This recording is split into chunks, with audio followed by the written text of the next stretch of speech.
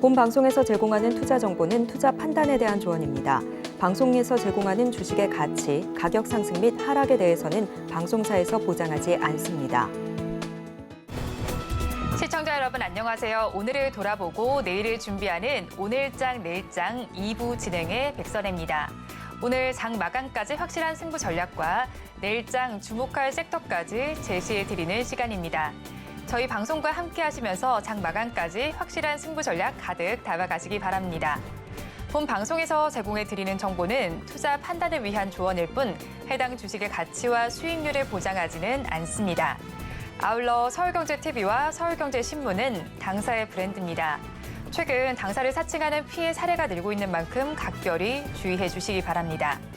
또 저희 방송은 유튜브 채널을 통해서도 보실 수 있습니다. 유튜브에서 서울경제TV라고 검색하시면 저희 방송과 함께 하실 수 있으니까요. 실시간 댓글 참여도 많이 해주시기 바랍니다. 그러면 오늘장 내일장 2부 첫 순서는 종목 SOS로 시작해 보도록 하겠습니다. 지금 장에서 급락하는 종목들에 대한 생존 전략을 모색해보는 시간입니다. 오늘은 S인베스팅 코리아 진유정 연구원님과 연결되어 있습니다. 연구원님 안녕하세요. 네, 안녕하세요. 진유정입니다. 네, 일단은 급락하는 종목들 살펴보기 전에 오후장 어떻게 흘러가고 있는지 먼저 점검해 주세요. 네, 먼저 일단 오늘 시장 상당히 좋지 않은 상황입니다. 배경부터 조금 말씀을 드리면요. 일단 미국 시장 역시 어떤 상승 동력이 조금 부재한 상황에서 기대 인플레이션 소식이 조금 전해진 부분을 전달드리고 싶은데요. 발표된 미시간대 5년 기대 인플레이션이 3.2%로 2008년 이후 6월 이후에 최고치를 기록한 부분들이 있습니다. 전달보다 3% 정도 조금 높아졌고요. 시장 예상치를 조금 웃돌았던 면들이 있는데요. 1년 기대 인플레이션은 4.5%로 예상이 됐는데 전달보다는 소폭 떨어지긴 했지만 예상치보다 조금 높았습니다. 이렇게 기대 인플레이션이 높다라는 이유로 이 연준 내부에서 여전히 금리 인상이 필요하다라는 주장이 나왔는데요. 일단 미셸 보먼 연준 이사가 연설에서 물가 압력이 줄지 않고 노동시장이 둔화될 기미가 전혀 보이지 않는다. 따라서 이 연준은 추가적으로 기준금리를 더 인상해야 한다라는 어떤 뉘앙스적인 발언을 했거든요. 또 이 연준 정책은 한동안 충분히 제한적으로 유지할 필요가 있다라고 발언을 하면서 미국 시장이 조금 하락세로 마무리가 된 부분이 있습니다. 또 지금 계속해서 지속되고 있는 이슈가 또 하나 있죠. 부채 한도 협상 이슈입니다. 일단 이 미국의 연방 정부는요, 이 부채 한도를 의회에서 결정을 합니다. 근데 미국 의회는 계속해서 이 늘어나는 부채 규모에 사실상 매년 계속해서 부채 한도를 상향해서 조정을 해왔는데요. 지난해 중간선거 이후에는 이 하원 다수당을 차지한 공화당이 부채 한도 상향의 조건으로 정부의 재정 지출 삭감을 요구한 상황입니다. 하지만 백악관과 민주당이 이 공화당의 요구를 수용할 수 없다라는 입장을 내놓으면서 이 부채 한도 상향 이 협상 자체가 조금 난관에 부딪힌 모습이죠. 하지만 보시면 아시겠지만 이 협상은 언제나 타결이 되어왔던 부분들이 있습니다. 부채 한도 협상은 매년 반복이 되는 정치적인 이슈이기도 하고요. 종국에는 타결될 것으로 조금 바라보는 만큼 지금 생기는 이런 조금 잡스러운 노이즈에 크게 일희일비할 필요는 없다라는 게 제 사견입니다. 하지만 시장에는 상승 동력이 조금 부재한 상황이죠. 하반기에 금리 동결이나 금리 인하에 대한 기대감 외에는 지금 매크로 환경에 크게 상승시킬 만한 모멘텀이 없기 때문에 시장이 조금 지루할 수밖에 없습니다. 또 우리 국내 시장으로 조금 넘어오면요. 일단 주가 조작 사태라든지 이 횡령 이슈로 수급이 계속해서 불안정한 상황이 연출되고 있습니다. 지난달 24일부터 시작됐던 이 SG증권발 하한가 사태는 이게 불거진 주가 조작 의혹으로 투자 심리가 상당히 얼어붙은 모습인데요. 또 계속된 횡령 사건, 배임 사건 또한 시장의 신뢰도를 계속해서 수직 낙하시킬 수밖에 없는 상황이죠. 14일 금융투자협회에 따르면요. 투자자 예탁금 자체가 지난 9일 기준으로 49조 5천억 수준으로 50조 원 아래로 크게 떨어졌다고 하는데요. 투자자 예탁금이 이렇게 50조 원을 밑돈 건 지난달 10일 이후에 약 한 달 만인 상황입니다. 시장을 크게 받쳐줄 만한 수급이 부재하다라고 봐주시면 되겠습니다. 그래서 오늘 코스피 코스닥 계속해서 약세 움직임을 보이고 있는데요. 오늘 오전장에는 시장이 크게 밀리면서 코스피 2,450선을 하회하려는 위기까지도 보여졌지만 코스피는 오후 들어서 잠깐 양전에 성공을 했다가 지금 미미한 움직임을 보이고 있고요. 코스닥은 크게 움직임이 없지만 6거래일 연속으로 파란불을 켜주고 있어서 전반적으로 시장 분위기가 좋지 않습니다. 또 외국인은 계속해서 코스닥 시장 매도세를 보이고 있는 부분도 확인이 되고요. 이 기술적으로 지지 라인을 조금 하회하고 있어서 오늘 오후장에 반등을 어느 정도 성공을 해야지만 조금은 희망적이다라고 볼 수가 있겠습니다. 어쨌든 오늘 오후장 코스닥 시가까지 회복을 해주는지 기대를 해보도록 하겠습니다. 네, 일단 미국 시장도 분위기가 그렇게 좋지는 못한 상황입니다. 기대 인플레이션이 상승한 것으로 나타나면서 FOMC 발언에 따라서 지금 시장이 좀 반응을 한 것으로 보이고요. 부채 한도 협상도 계속해서 지연된다는 점도 그렇게 좋지 못한 요인으로 작용하고 있습니다. 거기에 우리 증시로 넘어와서 살펴보면 횡령 혐의 이런 것도 계속해서 불확실성 요소로 작용하고 있는 가운데 거래 대금도 꽤나 많이 줄어든 상황입니다. 우리 양대 시장 파란불을 켜고 있는 가운데 오늘은 코스닥 시장의 낙폭이 조금 더 깊게 나타나고 있습니다. 이런 가운데 2시 30분을 기준으로 해서 급락하는 종목들에 대한 대응 전략을 살펴보도록 하겠습니다. 2시 30분 기준 급락하는 종목 화면으로 만나보시죠. 첫 번째 종목입니다. LNK 바이오인데요. 척추 임플란트 전문 기업입니다. 오늘 366억 규모의 유상증자 공시가 있기는 했는데요. 22%대 급락 양상을 펼치면서 5,660원 선을 가리키고 있습니다. 다음으로 플리토를 보도록 하겠습니다. 직원 한 명에게 주식 매수 선택권을 부여한다라는 소식이 들어와 있기는 한데요. 19%대 급락 양상을 펼치면서 지금 시장에서는 27,700원 선을 가리키고 있습니다. 다음으로 DYPNF 보도록 하겠습니다. 지난 거래일에도 저희가 짚어드렸던 종목인데요. 지난 금요일에 대거 반대 매매가 나타났습니다. 이 여파로 오늘 역시도 약세 흐름을 이어가고 있습니다. 18%, 19% 가까이 빠지고 있고요. 지금 시간 기준으로는 21% 넘는 하락률을 보이면서 22,600원, 500원 선을 지나고 있습니다. 다음으로 라운피플 살펴보도록 하겠습니다. 골프와 치아 교정 등 사업 영역을 확장한다라는 소식이 들어와 있기는 한데 이럼에도 불구하고 하락세를 나타내고 있습니다. 지금 시장에선 더 크게 빠지고 있는데요. 13%대 급락 양상을 펼쳐주면서 5,460원 선을 지나고 있습니다. 마지막 종목으로 AMP 보도록 하겠습니다. 아래 꼬리를 단 음봉을 형성하고 있는데요. 11%대 내림세를 나타내고 있습니다.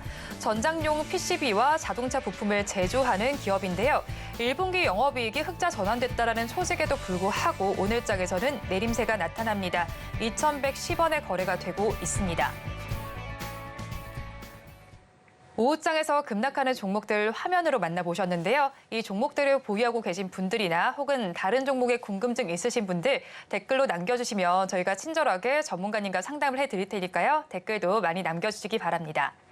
그러면 첫 번째 종목부터 구조를 해보도록 하겠습니다. LNK 바이오라는 종목입니다. 이 종목 장중에 52주 신저가를 경신하기도 했습니다. 그런데 올해 3년 만에 흑자 전환을 하는 등 성장세가 기대가 되는 시점에서 유상 증자를 결정했는데요. 이 종목은 어떻게 보시나요? 네, 사실 지금 LNK 바이오 보시면은 현재가 기준으로 한 23% 정도 급락세를 보이고 있죠. 상당히 아쉬운 투자자분들 많으실 텐데요. 일단 하락하는 배경을 조금 살펴드리면 일단 유상증자 결정 소식이 조금 결정적인 모습입니다. 지금 오늘 하락하는 이유가 지난 거래일 공시를 조금 살펴보시면 되겠는데 LNK 바이오는 지난 12일이죠. 공시를 통해서 366억 원 규모의 유상증자를 결정했다고 밝힌 모습입니다. 이 증자 자체는 무조건적으로 호재다, 악재다라고 나눌 수는 없겠지만 일단 증자 방식, 일단 주주 배정 후 실권주 일반 공모 방식으로 이루어지는데 사실 보통 이런 경우에는 악재로 받아들일 수밖에 없습니다. 발행되는 신주가요, 652만 4천 주, 그리고 주당 5,610원 수준이라고 하는데요. 이 유상증자의 일단 그 목적을 봐야 되는데 이 LNK 바이오가 밝힌 목적은 자금 조달 목적은 영업 양수 자금 그리고 채무 상환 자금 마련을 이유로 진행하겠다라고 밝힌 상황입니다. 사실 영업 양수 자금 그리고 채무 상환 자금 이 내용만 들어도 사실 좋지 않다라는 게 느껴지는 거겠죠. 이 기업 자체의 재무가 이렇게 상당히 좋지 않다는 거니까요. 보통 이렇게 주주 배정 유상증자, 투자자들한테 크게 악재로 조금 인식되는 경우가 있고요. 이렇게 주식 수가 늘어나는 만큼, 한 652만 주가 늘어나는 만큼 가지고 있는 이 주주 가치 자체가 많이 희석이 됩니다. 떨어진다라고 보시면 되는데요. 그래서 오늘 이렇게 큰 폭의 하락세를 조금 보이면서 52주 신저가까지 찍고 있는 상황입니다. 어쨌든 최근 한 3거래일 전까지만 하더라도 갑자기 거래 대금이 조금 유입되면서 조금 개선세가 보이기도 했지만 오늘 이렇게 큰 폭의 하락세를 보이면서 투자자 여러분들 조금 아쉬운 마음이 조금 크실 것 같습니다. 네, LNK 바이오는 재무 상태가 그렇게 좋지는 못하다라고 말씀을 해주시면서 유상증자가 큰 악재로 작용을 하고 있다라고 짚어주셨는데요. 그렇다면 가지고 계신 분들께서는 어떻게 대응하면 좋을까요? 네, 저는 사실 도망가자라는 의견을 드리고 싶습니다. 사실 유상증자를 하기도 했고요. 제가 아까도 말씀드렸지만 재무적인 관점에서 봤을 때 컨디션이 그렇게 좋은 기업은 아닙니다. 연간으로 조금 보시면 확인하시면 아시겠지만 재무 상태를 봤을 때 5년 연속 적자 기업이기도 하고요. 또 부채 비율이라든지 유보율을 따져봤을 때도 재무 상태가 사실 많이 안 좋은 기업입니다. 그러니까 돈이 없는 기업이다라고 보시면 됩니다. 물론 재무 상태가 무조건적으로 나쁜 기업이 그렇다고 해서 주가가 계속 빠지냐 또 이건 아닙니다만 어쨌든 지금 현 상황에서 사실 건강한 많은 종목들이 있는데 굳이 이 기업을 들고 가야 된다? 사실 그거에 대해서는 살짝 물음표가 생기기 때문에 저는 도망가자 의견을 조금 드리고 싶고요. 또 시가총액을 보시면 아시겠지만 시가총액 오늘 기준으로는 한 900억대를 유지를 해주고 있고요. 또 이 LNK 바이오의 거래 대금을 조금 보시면요. 4월에 항상 억 단위의 작은 거래대금으로만 조금 거래가 되는 기업이었어요. 그 말은 뭐냐면 시가총액도 작고 거래대금 규모가 작습니다. 이런 기업들은요. 개인 투자자들이 핸들링하기가 좀 다루기가 상당히 까다롭거든요. 그래서 저는 굳이 개인 투자자 여러분들이 이런 기업은 손대지 않는 것이 좋다라는 입장이고요. 또 사실 유상증자 물량에 대한 이슈까지도 또 우리가 체크를 해야 되는데 이번 이 유증에 대한 물량 자체가 7월에 상장 예정이라고 합니다. 7월 28일에 상장이 되는데요. 물론 그 전으로 기술적인 반등이 나올 수 있는 가능성은 상당히 높습니다. 왜냐하면 이렇게 하락을 했다가 분명히 이렇게 반등을 하기도 해주니까 주가라는 건 반등을 해줄 수도 있지만 저는 이런 종목들은 차라리 반등이 나올 때 정리를 해주는 것이 좋지 내 포트에 계속 담아가야겠다. 조금 계속해서 버티자라는 의견을 드리기에는 조금 컨디션이 많이 안 좋은 기업이다라고 말씀을 드리도록 하겠습니다. 그래서 지금 현재가를 보시면요. 5,630원, 5,600원 부근에서 계속해서 등락을 보이고 있는데요. 저는 사실 여기서 조금 기술적 반등을 노려라라고 말씀을 드렸잖아요. 근데 기술적 반등이 안 나오고 여기서 조금 더 하락한다라고 하시면은 저는 빠르게 손절하시라고 말씀을 드리고 싶어요. 그래서 일단 기술적 반등을 기다리시되 만약에 5,100원이라는 선을 크게 하회를 한다라고 하신다면 빠르게 도망가시기를 조금 권장을 드리고요. 만약에 여기서 좀 반등을 하면서 기술적으로 반등을 보인다. 여기서 상승 동력에 대한 재료나 뉴스가 조금 붙어준다라고 한다면 제작권 관점에서는 6,000원, 매수가 6,000원을 잡고 목표가는 6,700원까지, 손절가는 5,500원 정도 잡아드리면서 향후 재접근에 대한 전략 방안을 조금 잡아드리도록 하겠습니다. 하지만 지금은 도망가자의 의견이 조금 더 현명하다라는 거 기억을 해주시면 좋을 것 같아요. LNK 바이오 같은 경우에는 도망가자라는 전략을 제시해 주셨습니다. 일단은 만약에 5,100원 선을 하회하게 된다면 빠르게 도망가자라고 제시를 해주셨고요. 그런데 반등하게 된다면 이제 계속해서 매도를 해보라고 말씀해 주셨는데 만약에 재접근을 하신다면 매수하는 가격은 6,000원 정도 제시해 주셨고 이 가격에서 매수를 하셨다면 목표 주가는 6,700원 선, 또 손절 라인은 5,500원으로 잡아보라고 전략을 제시해 주셨습니다. 다음 종목 이어서 좀 보도록 하겠습니다. DYPNF라는 종목인데요. 일단 호실적을 거두기는 했지만 CFD 폭탄이 터졌다는 우려감이 감돌고 있습니다. 지난 금요일에 크게 물량이 출회된 이후에 하한가까지 내려앉기도 했는데 이 종목은 어떻게 보시나요? 네, 사실 DYPNF를 이렇게 떨어지기 전에 차트만 돌려봐도 사실 윗꼬리, 아랫꼬리가 그동안 이 SG증권발 사태의 어떤 차트 패턴이랑 조금 유사하게 흘러가는 모습들이 분명히 확인은 되거든요. DYPNF 그래서 지난 거래일에 하한가를 기록을 했고 오늘도 그 하한가의 여파가 계속적으로 이어지는 모습인데 일단 배경을 조금 살펴드리면요. 일단 지난 한 개인 투자자의 물량이 큰 규모로 반대 매매가 나오면서 지난 거래일 하한가를 찍었고요. 그 여파가 오늘도 이어진다고 보시면 되겠습니다. 현재 기준으로는 아까 18%까지 보였다가 지금 더 커져서 한 22%까지 내려와주는 모습인데요. 조금 살펴보면요. 직전 거래일에 모건 스탠리와 소시에테 제네랄 SD증권이죠. 이 외국계 증권사에서 매도 물량이 큰 규모로 나왔어요. 근데 이게 4월에 8개 종목 무더기 하한가 사태를 둘러싼 이 주가 조작 사태랑 연관된 게 아닌가 하는 그런 어떤 의심이 조금 불거지면서 수심이 급속도로 많이 악화가 됐습니다. 그런데 추후 발표된 소식에 의하면 개인 투자자가 레버리지 투자 실패로 반대 매매가 나왔다라고 밝히면서 주가가 급락한 것으로 확인이 됐고요. 향후에 이 DYPNF 사측에서도 사법적인 문제가 없고 회사 본질적인 가치에는 크게 문제가 없다라는 의견을 내비친 상황입니다. 그런데 사실 지금 DYPNF가 1분기에 흑자 전환했다라는 호실적을 냈다는 소식이 전해졌음에도 불구하고 주가가 급락세를 이어가고 있습니다. 이 호실적에 대한 부분을 조금 짚어드리면요. 사실 지금이 실적 시즌이기도 한데 오늘이 조금 마무리되죠. 이 실적을 조금 짚어드리면 올해 1분기 연결 기준으로 매출 434억 원, 영업이익 14억 원을 냈다고 공시를 했고요. 코로나19로 중단이 됐던 주요 프로젝트가 다시 재개가 되면서 매출이 지난해 같은 기간 대비 114% 정도 늘어났다. 거기다가 영업이익은 흑자 전환했다라는 소식을 밝혔습니다. 그런데 이런 좋은 소식에도 불구하고요. 사실 지금 시장, 오늘 시장 너무 좋지 않고 수급도 좋지 않고 예탁금도 많이 줄어든 상황 그리고 오늘 같은 시장에서는 호재가 나와도 윗꼬리를 달고 종목들이 크게 빠지는 시장이기 때문에 DYPNF의 이 호실적 이슈에도 불구하고 주가가 크게 올라갈 수 없다라는 부분. 거기다가 지금 SG 사태와 관련해서 조금 뒤숭숭한 어떤 그런 루머가 많이 돌고 있기 때문에 DYPNF가 사실 여기서 지금 반등을 계속해서 못하고 있다. 더 떨어지면서 하락세를 보이고 있다로 정리를 조금 해드릴 수 있을 것 같습니다. SG증권발 이슈로 급락했던 종목과 차트 패턴이 조금 비슷하다는 점 때문에 더욱더 불안감이 많이 감도는 것으로 보이는데요. 그런데 이 점은 일단 개인 투자자의 반대 매매 물량이 나온 것으로 일단은 밝혀졌습니다. 그런 가운데 호실적 이슈도 있으니까 한번 체크를 해보시기 바라겠는데요. 하지만 그래도 가지고 계신 분들께서는 또 비슷한 차트 패턴을 가진 만큼 더욱 불안하실 것 같습니다. 어떻게 대처하면 좋을까요? 네, 사실 저는 지금 구간에서는 버티자라는 의견을 드리고 싶습니다.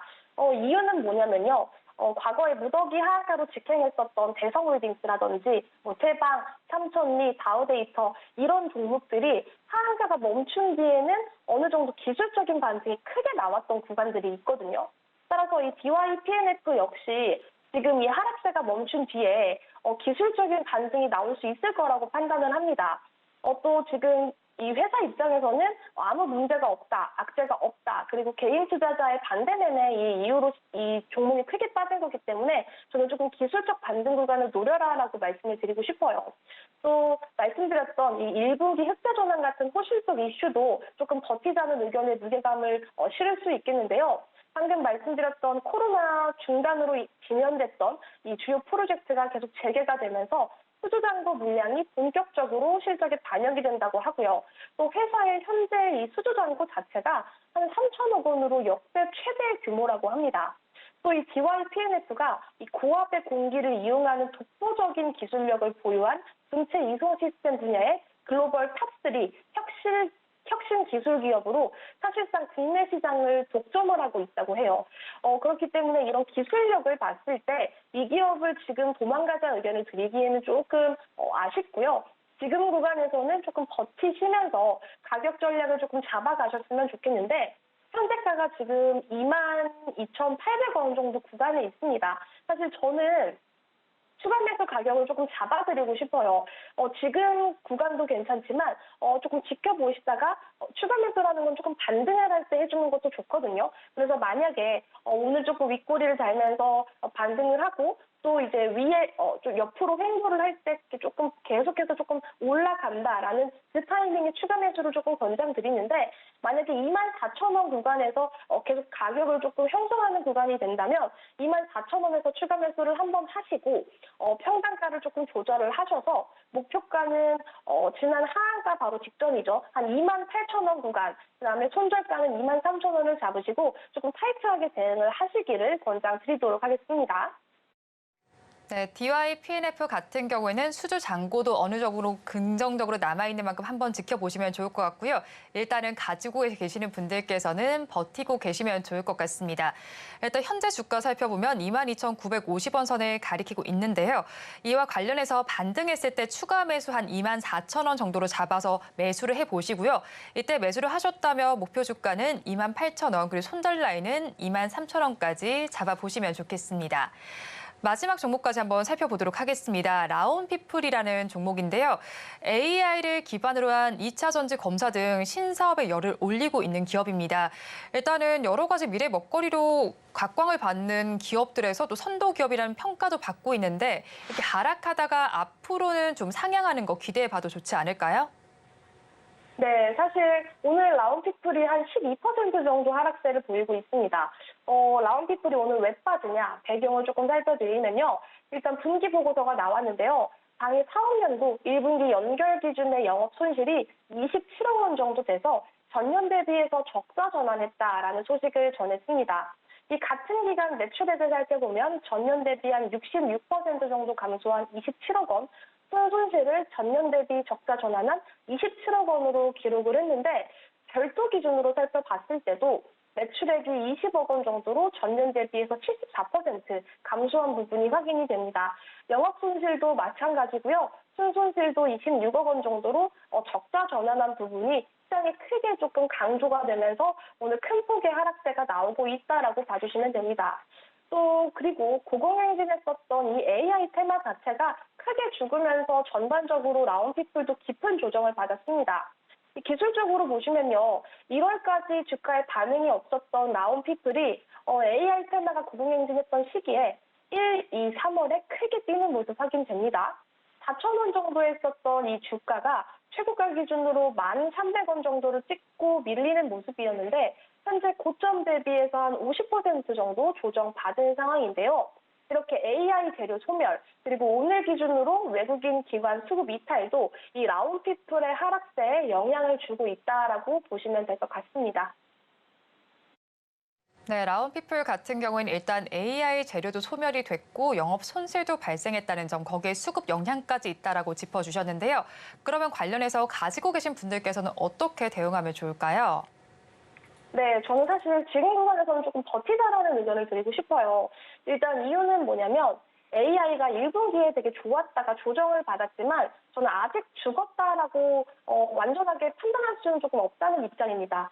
또 챗 GPT에 대한 소식도 계속들이 나오고 있고 또 이 라온피플 자회사 모멘텀까지 뚜렷하게 있는데요.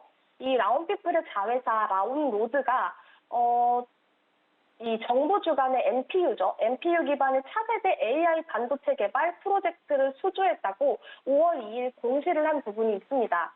이 과학기술정보통신부가 총괄하는 이 프로젝트에서 라운로드는 총 사업비 가운데 16억 원 정도를 지원받게 된다고 하고 이 AI 반도체 그리고 솔루션 전문기업 모빌린트와 한국과학기술원 등으로 구성된 이 컨소시엄의 공동 연구개발 기관으로 참여를 하게 된다고 합니다.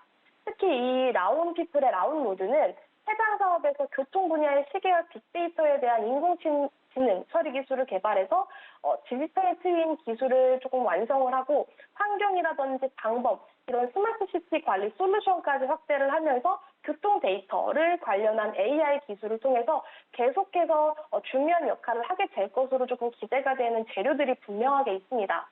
따라서 저는 이 라온피플의 자회사 라운로드의 어떤 재료 가능성, 거기다가 AI 종목들의 조금 턴어라운드에 초점을 맞추면서 지금 이 라온피플은 버티자라는 의견을 드리고 싶은데 일단 가격 전략을 조금 잡아드리자면요. 지금 현재가 기준으로 한 5,400원 정도의 구간입니다. 5,400원 정도 구간인데 지금 보시면은 기술적으로 지금 1월 거의 고점 바닥까지 조금 내려온 상황이에요. 그래서 저는 여기서는 버티자라는 의견을 조금 드리고 싶고 추가 매수를 조금 하시라고 권장을 드리고 싶습니다. 왜냐하면 고점 1,300원을 찍고 거의 한 50% 정도 조정을 받은 상황이기 때문에 추가 매수가 조금 불가피한 상황이다라고 보여지는데요. 지금 추가 매수 가격은 한 5,200원 구간에서 추가 매수를 한번 하시고 가격 조절을 조금 하신 뒤에 목표가는 7,000원까지 조금 바라보셔도 되지 않을까. 왜냐하면 전 고점까지는 조금 무리가 있을 수는 있겠지만 지금 가격 조정을 하신다면 이 AR 테마 그리고 이 라운피플 자회사의 어떤 이 재료로서 7,000원까지는 저는 반등이 가능하다고 보여지거든요. 그래서 추가 매수는 한 5,200원 구간에서 목표가는 7,000원을 잡으시고 여기서 조금 더 크게 하회한다라고 하시면 5,000원 구간에서 지지를 못하고 5,000원을 크게 떨어진다라고 하면 5,000원에서는 조금 손절을 감안하시고요. 목표가 7,000원, 손절가 5,000원 잡아드리는 방안으로 가격 전략 드리도록 하겠습니다. 네, 라운피플은 자회사의 수주 이슈도 한번 체크를 해보시고요. 지금 가지고 계신 분들께서는 버티자라는 전략으로 한번 대응을 해보시면 좋겠습니다. 만약에 추가로 매수를 하신다면 5,200원 선에서 매수를 해보시고요. 이때 매수를 하셨다면 목표 주가는 7,000원, 또 손절 라인 5,000원까지 제시해 주셨으니까 투자 전략을 참고해 보시면 좋겠습니다. 지금까지 S인베스팅 코리아 진유정 연구원님과 함께했습니다. 오늘 말씀 고맙습니다. 네, 감사합니다. 다음 주에 뵙겠습니다.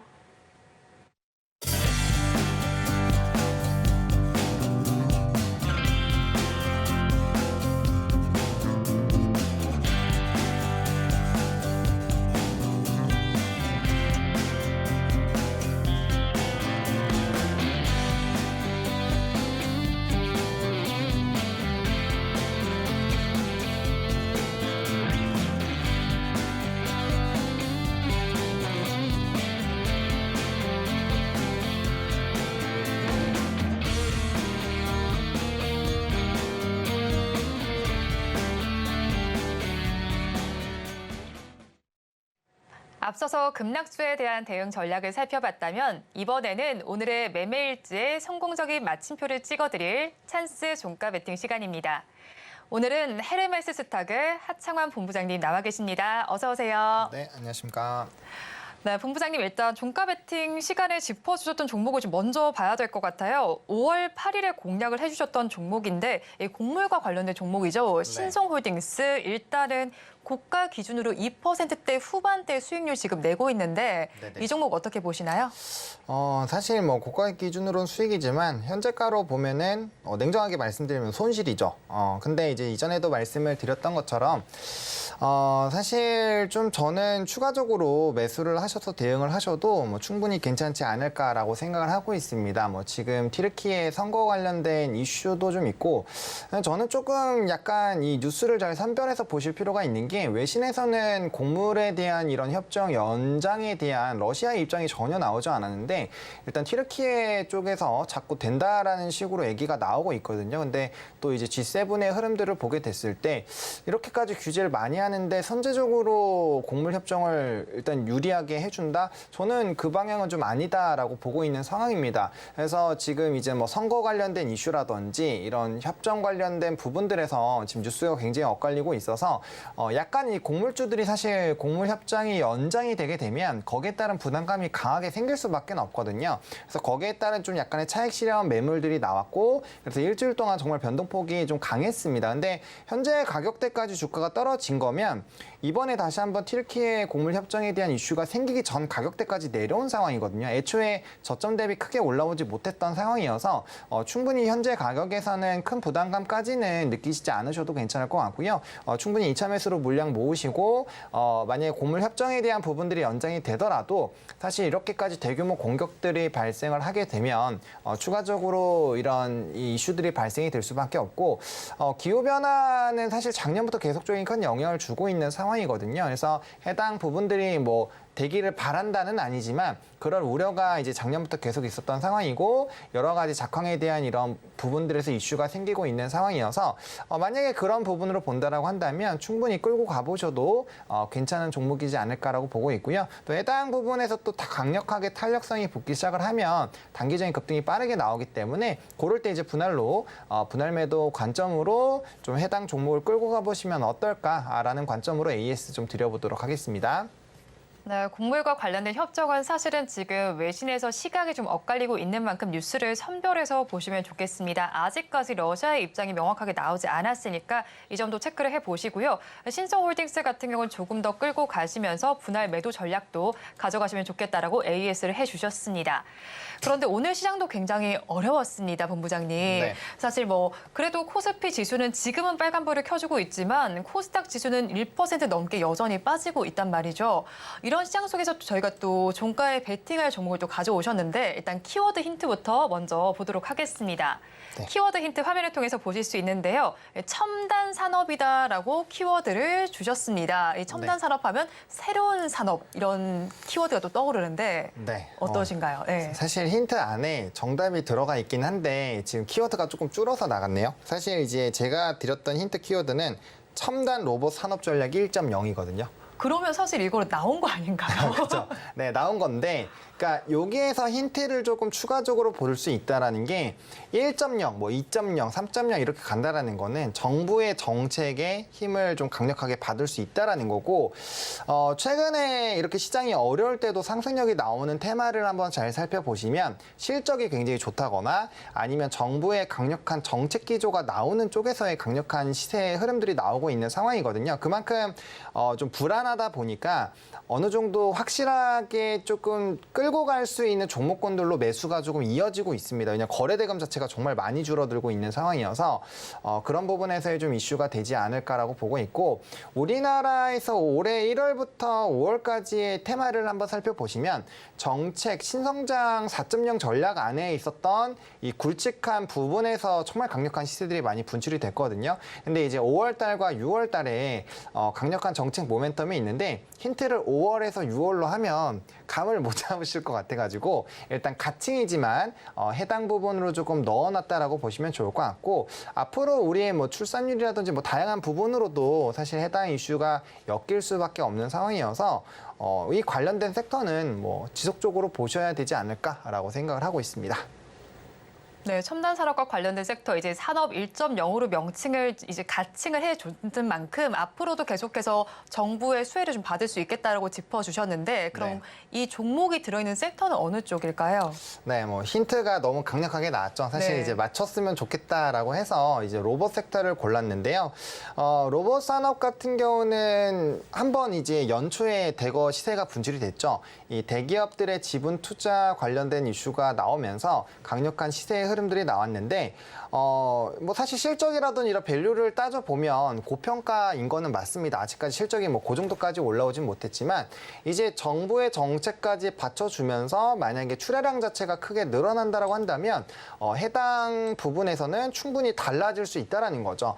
사실 실생활에서 굉장히 좀 많이 다양하게 달라지고 있는 것이 무엇이냐면 요즘에 아마 점원한테 주문을 하시는 것보다 키오스크에서 하시는 경우가 엄청나게 많이 늘어났을 거고요. 저는 사실 좀 어렵더라고요. 그렇죠. 이게 굉장히 조금 쉬운 데도 있지만 말씀 주신 것처럼 굉장히 복잡해서 저도 사실 헤맬 때가 많이 있거든요. 네. 근데 저는 키오스크도 결국엔 최하위의 로봇화라고 생각을 하고 있어요. 그러니까 정말 이제 기본적인 부분이라고 보는데 또 이 교회로 나가서 그 고기 같은 거 드셔보셔도 네. 이제는 점원이 배달을 해주는 게 아니라 로봇이 이렇게 쭉 끌고 오더라고요. 그렇죠. 네. 로봇이 많이 오죠. 그리고 치킨도 잘 한번 살펴보시면 이제는 사람이 튀기는 것보다 로봇 팔로 하는 게 점점 늘어나고 있어요. 그러니까 그게 뭐냐?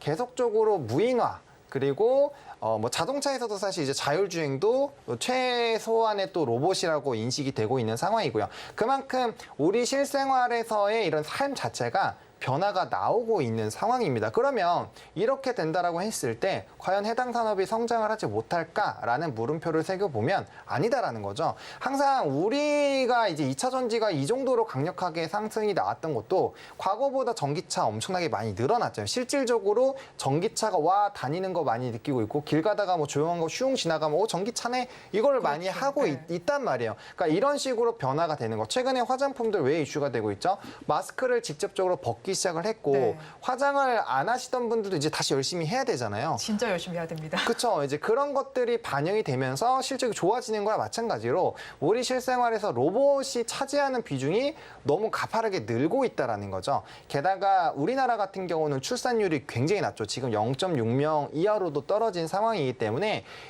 인력난이 굉장히 좀 심하고요.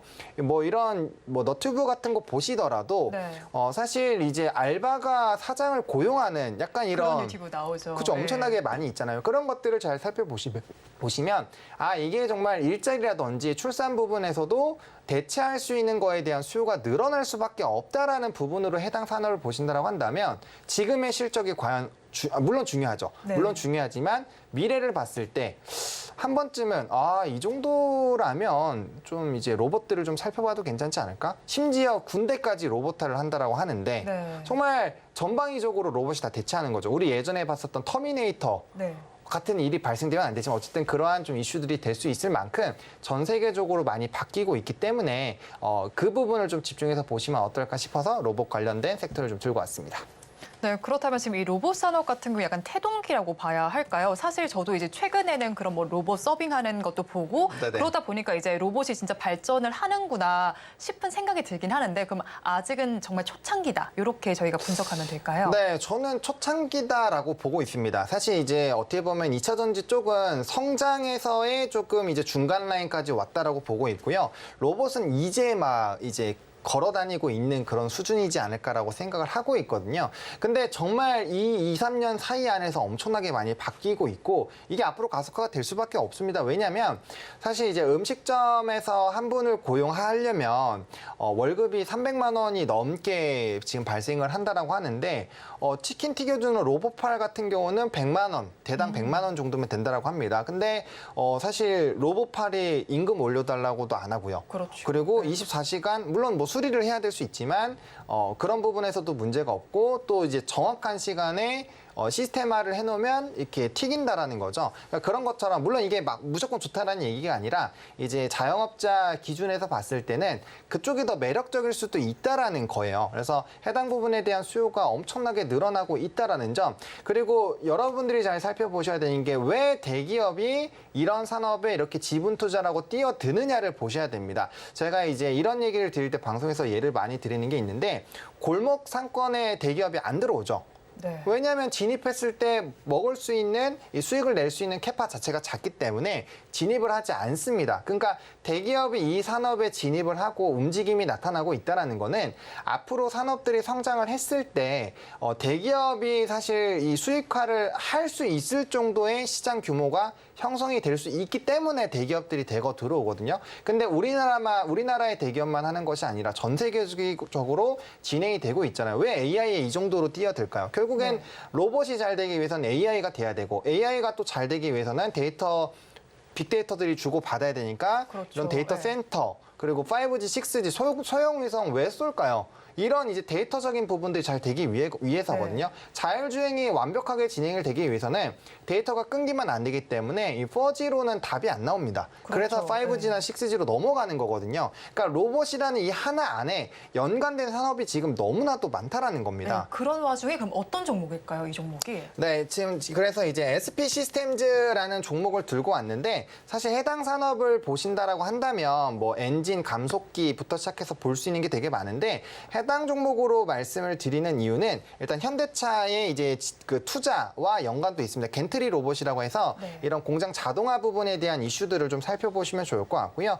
실적도 굉장히 많이 좋았습니다. 매출이 뭐 30%, 40% 늘어났고 영업이익과 순이익이 굉장히 큰 폭으로 흑자 전환을 했는데 또 대규모 수주가 나타날 것으로 예상이 되고 있거든요. 게다가 이제 이 종목은 유통 주식 수가 그렇게 많지 않아요. 한 20%에서 25% 정도이기 때문에 사실 이벤트가 붙었을 때 조그만한 거래량으로도 폭발적인 성장력이 나올 수 있다라는 거, 그리고 현대의 주요 협력사로 좀 인정이 됐었다라는 거, 일단 로봇과도 연관성이 굉장히 짙기 때문에 로보테바에서 항상 좀 대장 역할을 해줬었던 이런 다양한 부분을 본다라고 한다면 충분히 종목별로는 좀 매력적으로 보실 수 있지 않을까라는 생각입니다. 네, 그 여러 가지 협력 이야기도 나와 있는데 그럼 저희가 가격 전략은 어떻게 가져가면 좋을까요? 네, 가격 전략 같은 경우는 지금 이제 약간의 단기간에 조정이 나오고 상승력이 나왔는데요. 14,850원부터 15,500원까지 뭐 지금 가격도 충분히 좀 매력적이다라고 보고 있는데, 만약 시장을 조금 더 보수적으로 보시는 분들이라면 21선 일단 지지하는 거 확인하시고 대응을 해보시면 좋을 것 같고요. 1차 목표가로는 17,000원을 단기적으로 이제 말씀을 드렸는데, 사실 이 종목을 좀 중기로 보신다라고 한다면 저는 전고점 충분히 돌파할 수 있다라고 보고 있거든요. 그래서 1차는 17,000원, 2차로는 21,000원까지 일단 상방에 열어놓고 대응을 해보시면 좋을 것 같고, 손절 라인 같은 경우는 12,500원인데 사실 해당 부분에서 조금 이제 주가가 눌렸을 때 거래량 동반한 강력한 반등세들이 많이 나왔거든요. 그래서 해당 부분에서는 강력한 매수세가 있다라고 판단이 들어서 이 부분을 이탈하지 않는다라고 한다면 오히려 2차 매수로 대응을 해보셔도 충분히 괜찮은 종목이지 않을까 정리드리겠습니다. 네, SP 시스템즈 같은 경우는 앞으로 조금 더 중장기로 바라보라라고 짚어주셨습니다. 그럼 저희는 마감 동시효과 구간 한번 분위기 살펴보도록 하겠습니다. 양대 시장 불을 조금 다르게 켜고 있습니다. 코스피 시장에서는 강보 합세가 연출되면서 2,478선에서 거래를 마감할 준비하고 있습니다. 반면에 코스닥 시장은 힘을 내지는 못하지만 그래도 낙폭을 조금씩 줄여내려는 모양새가 나타나고 있습니다. 0.99%의 내림세를 보이면서 814선에서 거래 마감할 준비를 하고 있습니다. 이어서 수급 상황도 이어서 살펴보도록 하겠습니다. 코스피와 코스닥 양대 시장에서 어떤 수급 양상이 나타나는지 보고 있으니까요. 코스피 시장에서는 외국인 투자자들과 기관 투자자들이 쌍끌이 매수를 해주고 있습니다. 이어서 코스닥 시장 살펴보시면 기관 투자자들과 개인 투자자들은 쌍끌이 매수하고 있지만 외국인 투자자들은 매도 추세를 보이고 있습니다. 관련해서 본부장님은 시장 어떻게 보고 계신가요? 사실 오늘 시장이 저는 그래도 되게 견조했다라고 보고 있거든요. 사실은 좀 여러 가지 대외적인 리스크 또 환율적인 부분을 봤을 때 조금 부담스러웠는데 그래도 외국인 기관이 거래소에선 양매수가 들어온 부분들이 있고요. 일단 근데 투자 심리 자체가 많이 조금 위축이 되어 있는 상황이기 때문에 각종 대외 변수 그리고 이제 좀 중요한 이런 기업 그 국가들 간의 이런 이벤트들은 좀 잘 체크를 해보실 필요가 있지 않을까라고 생각을 하고 있습니다. 네, 이런 가운데 개별 종목들의 이슈도 조금 체크를 해봤으면 좋겠다는 생각이 드는데 사실 오늘 셀트리온 그룹주들은 뭐 바이오주 전반이 잘 가지 않는 상황에서도 삼형제가 모두 빨간불을 켰습니다. 네. 이런 건 또 어떻게 보고 계실까요? 사실 셀트리온 그룹주들 같은 경우는 지금 이제 신약과 바이오시밀러에 대한 특히나 이벤트가 있고 해당 부분에서 좀 긍정적인 리포트들이 나와 있습니다. 그래서 사실 시장이 위축된다고 해서 모든 종목군들이 다 하락하는 것은 아니고요. 좀 특별한 이슈가 있거나 앞서 말씀드린 대로 정부 정책 혹은 실적에 대한 이런 모멘텀 기대감이 있는 종목군들은 일부 강세 기조가 나올 수 있습니다. 그래서 사실 그런 거에 좀 도움을 주고 있는 부분이 증권가 리포트이기 때문에 해당 부분에서 좀 강력한 뭐 스트롱바이 같은 이런 리포트가 나오게 되면은 좀 관심 있게 보실 필요가 있지 않을까라고 생각하고 있습니다. 네, 개별 종목 이슈가 계속해서 나타나고 있는 상황입니다. 관련한 리포트들도 계속해서 챙겨보시고요. 사실 우리 시장 요즘에 대응하기 힘들지만 저희가 계속해서 대응 전략은 제시해드리고 있습니다. 일단 양대 시장은 엇갈림에서 마감을 준비를 하고 있는 상태였는데요. 수급 상황도 그렇게 좋지는 못하고 지금 거래 대금 자체가 많이 줄어들어 있는 시장입니다. 시장이 오늘도 역시나 박스권 장세를 펼칠 것이다라고 최근 일주일간 앞으로 일주일간의 리포트도 나와 있는 만큼 한번 참고해 보시기 바랍니다. 마감 동시효과 구간 함께 하셨습니다.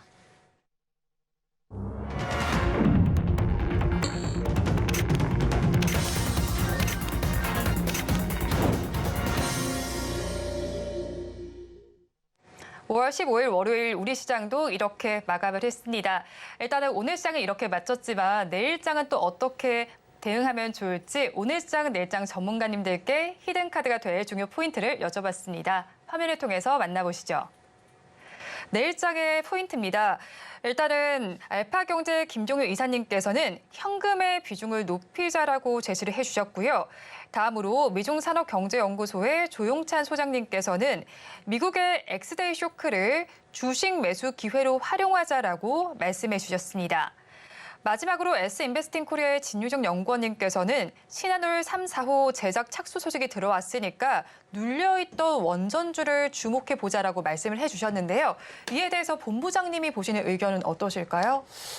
사실 항상 이제 의견들을 받을 때 좀 다 긍정적으로 말씀을 드리는데 저도 현금 비중을 사실 3, 4주 전부터 좀 굉장히 강조를 했었거든요. 그러니까 시장에서 주도주가 부재하게 됐을 때 이제 차세대 주가 발생이 돼야 되는데 뭐 반도체, OLED, 뭐 바이오 여러 가지 섹터들의 수급이 쏠리긴 했었지만 사실 대세적인 섹터로는 못 올라왔거든요. 그렇기 때문에 이제 3, 4주 전과 비교했을 때 거래 대금이 굉장히 많이 줄었습니다.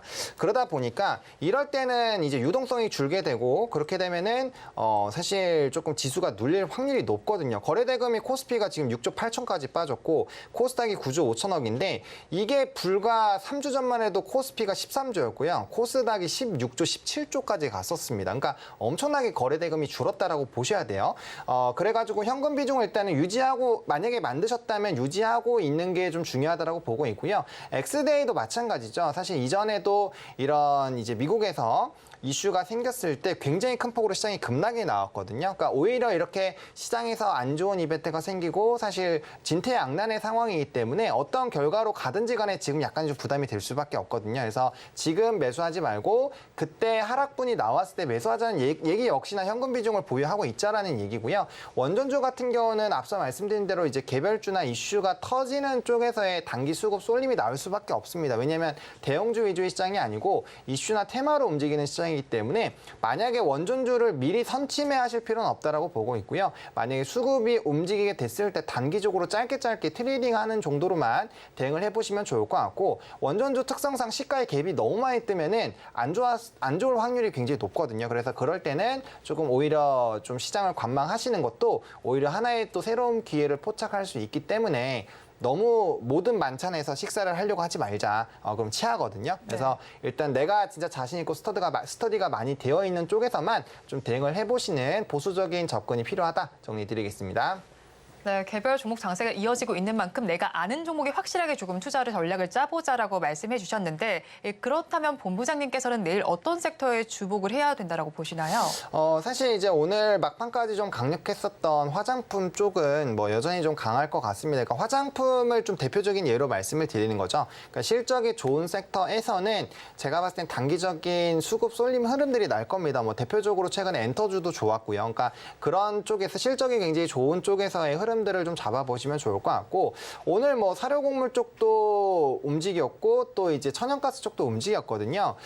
저는 일단은 이런 G7이라든지 강력한 제재 이슈가 있을 거고 지금 그 주말 사이에 지정학적 리스크가 확대가 됐기 때문에 그와 관련된 종목군들은 계속적인 관심이 필요하지 않을까라고 보고 있습니다. 그래서 앞서 말씀드린 것처럼 해당 시나리오를 그리되 만약에 수급이 쏠리지 않으면 일단 철저하게 관망을 하시는 전략으로 보시되 일단 이런 쪽에서는 좀 강세 기조 흐름들이 나올 수 있다라는 부분들을 체크를 해보시면 어떨까 싶습니다. 네, 관망세로 시장을 바라보기는 하시되 뭐 화장품이나 뭐 지정학적 리스크가 있는 종목들을 살펴보라라고 말씀해 주셨네요.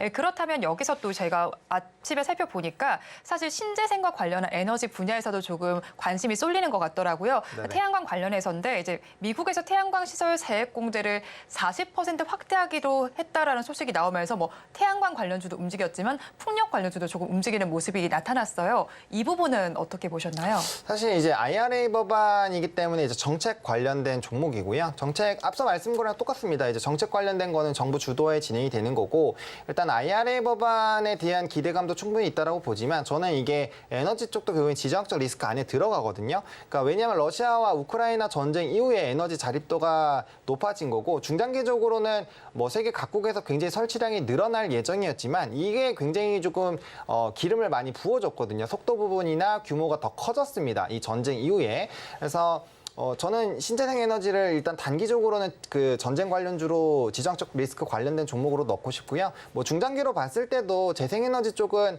저는 뭐 장투했을 때 불패할 수 있는 섹터 중에 하나다라고 보고 있는 상황이어서 뭐 IRA 법안이 아니더라도 사실 중장기로 가면 갈수록 설치량이 지금 한 10년 뒤로 보면 지금 현재 전 세계 설치량보다 최소 10배에서 20배는 확대가 되는 시장이거든요.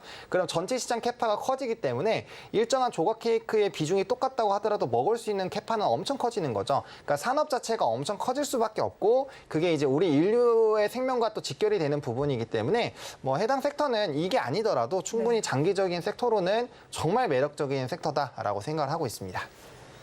네, 신재생 에너지는 사실 저희가 미래를 조금 바라봐야 하기는 합니다. 그런데 아직까지는 주가 흐름이 조금 심심한 상황인데 그래도 조금 더 장기적인 관점으로 바라보시라고 말씀을 해주셨습니다. 지금까지 헤르메스 스탁 하창원 본부장님과 오늘 말씀 함께했습니다. 오늘 말씀 고맙습니다. 네, 감사합니다. 오늘장 내일장 2부도 마칠 시간이 됐습니다. 본 방송에서 제공해드리는 정보는 투자 판단을 위한 조언일 뿐 해당 주식의 가치와 수익률을 보장하지는 않습니다. 아울러 서울경제TV와 서울경제신문은 당사의 브랜드입니다. 최근 당사를 사칭하는 피해 사례가 늘고 있는 만큼 각별히 주의해 주시기 바랍니다. 오늘도 저희 방송과 함께 부자 되시고요. 저희는 내일 이 시간도 함께하도록 하겠습니다. 함께해 주신 여러분 고맙습니다.